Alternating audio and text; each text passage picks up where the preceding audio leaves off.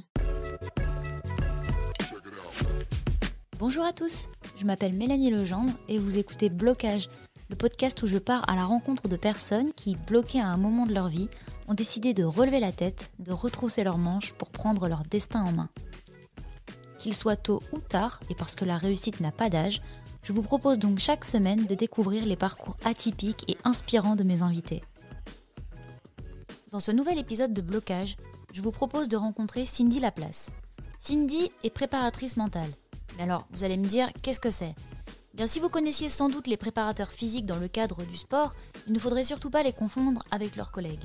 Car l'important pour Cindy dans son métier, c'est avant tout de redonner ses lettres de noblesse à la motivation, la relaxation, l'écoute, la bienveillance. D'abord dans les milieux plus sportifs, mais pas que, puisqu'elle a décidé, au fur et à mesure de ses expériences, d'étendre ces notions à toutes les personnes qui souhaitent changer quelque chose dans leur vie. Vous commencez peut-être à le comprendre, mais en fait moi, je vois souvent le verre à moitié vide dans la vie. Et cette discussion avec Cindy m'a fait remettre beaucoup de choses en question. Elle m'a aussi donné envie de croire encore plus fort que c'est à nous seuls de nous fixer nos propres limites, de tout mettre en œuvre pour les atteindre. C'est bateau, mais au final, vous allez voir que ça demande un peu plus de réflexion que ce que ça en a l'air. Et vous alors, est-ce que vous avez des rêves à réaliser ? Ou plutôt des objectifs ? Je ne vous en dis pas plus et je vous laisse écouter cette belle conversation autour de la détermination, de la bienveillance, mais aussi de l'importance de trouver son équilibre. Bonne écoute. Donc, je me retrouve à former des entraîneurs de rugby, je me retrouve à coacher des sportifs dans plein de disciplines, que ce soit de la natation, du BMX, du baby-foot. Du baby-foot ? Du baby-foot, c'est génial. Ça, c'est Là, curieux quand même. Et oui, mais c'est une discipline, là. Actuellement, on travaille même sur le billard. On est en train de mettre en place un projet pour le billard. Coacher des danseurs, de la danseuse classique aux danseurs en couple, des pilotes auto, skieurs, parachutes. Et c'est génial parce qu'à chaque fois, tu te découvres ou tu t'immisces dans un monde différent. Et là, chacun des sportifs te dit, moi, ma discipline, c'est particulier. Oui, bah en fait, elles sont toutes particulières. Et quand quand on s'installe comme ça en libéral, on est assez seul. Alors, j'avais heureusement des collègues préparateurs mentaux souvent au téléphone. Une amie, Gabrielle, qui est en Corse. D'autres contacts du master. Mais physiquement, il n'y a personne, en fait. Et il faut se créer un réseau. Des préparateurs physiques, des kinés. Parce que les kinés, ils récupèrent nos sportifs quand ils sont blessés.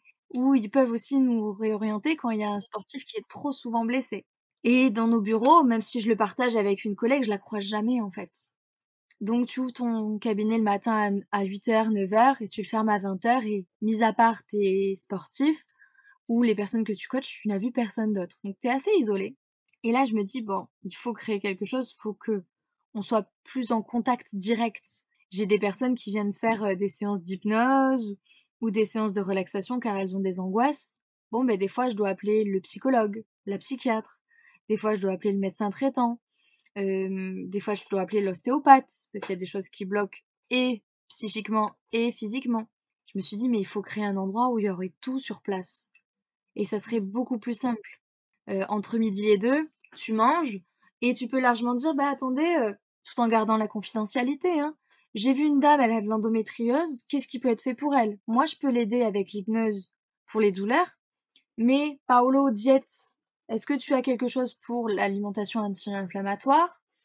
La psychologue, est-ce que tu as des choses, est-ce que ça serait intéressant que tu la rencontres? Enfin, c'est ça qui est intéressant, c'est de pouvoir partager parce que moi, je suis toujours partie d'un principe, c'est que personne n'est indispensable et plus on sera en collaboration avec nos compétences et plus ça permettra aux personnes d'avancer. Donc assez tranquillement, ça fait 2 ans que je prépare un projet, 2 ans officiellement, mais bien avant. Il fallait trouver un lieu, une surface et tout un fonctionnement pour qu'on puisse réunir des professionnels sous un même toit et un endroit facile d'accès. Donc proche du périphérique, avec un accès bus ou transport en commun, où les gens puissent se garer. Et donc j'ai créé Croix Dorade Santé, donc dans le quartier de Toulouse, Croix Dorade, facile d'accès par le périph et par les transports en commun, donc tout le monde peut venir nous voir facilement. C'est un centre aujourd'hui qui va regrouper 21 professionnels. Ah oui, donc c'est moins isolé tout de suite. C'est moins isolé. Alors, il y a quand même 9 infirmières hein, qui se partagent un bureau, donc ça fait tomber un peu plus raisonnable. Mais il y a 2 médecins généralistes, une sage-femme, une kiné, 2 psychologues, parce que moi j'ai besoin de collaborer avec mes collègues psychologues, que ce soit psychologue enfant, psychologue adulte, une naturopathe, un diététicien et 2 ostéos. Et on sera tous physiquement présents au sein de ce centre. Et ce centre, je voulais éviter que ça ressemble à quelque chose de froid, austère, tout blanc. Oui, qui fait un peu hôpital C'est ça. peut-être. Donc, j'ai pris une architecte d'intérieur, Christine Lugardon, qui m'a permis de réfléchir à un endroit chaleureux, agréable. Même si c'est une salle d'attente, on a le droit de pouvoir se poser avec un ordinateur, brancher son ordinateur et peut-être attendre son enfant pendant 1 heure alors qu'il fait une séance de relaxation ou de préparation mentale, par exemple. Donc le centre ouvrira avec un peu de retard, mais ça c'est les aléas du bâtiment et du Covid. Il ouvre le 15 avril et ça va nous permettre vraiment de proposer à des patients une prise en charge globale. Mais du coup, comment, parce que je trouve ça hyper, en plus, c'est hyper novateur comme concept. J'ai jamais vu ça, nulle part. Enfin, peut-être que je vis dans une grotte, mais en tout cas, j'ai jamais vu ça nulle part. Moi, je viens du nord de la France, donc j'en ai pas vu là-bas, en tout cas. Mais du coup, comment ça se passe, par exemple, est-ce que tu rentrerais dans ce bâtiment et tu dis, que tu as un problème et il y a quelqu'un qui te prend en charge et qui te dirige vers, le spécialiste ou comment ça se passe? Alors, mon idée, elle a rien de nouveau parce qu'aujourd'hui, il y a des maisons de santé, mais les maisons de santé sont faites un petit peu par la mission publique. Donc, ça, c'est des fonds. Bien sûr. Nous, on est vraiment dans le cadre privé, hein. On a acheté les bâtiments avec plusieurs copropriétaires.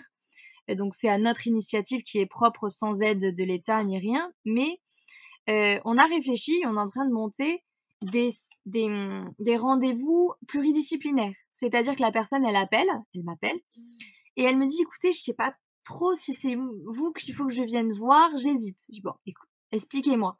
Et là, rien ne m'empêche d'avoir la psychologue enfant, si c'est pour son enfant, d'avoir la naturopathe, l'ostéopathe et moi.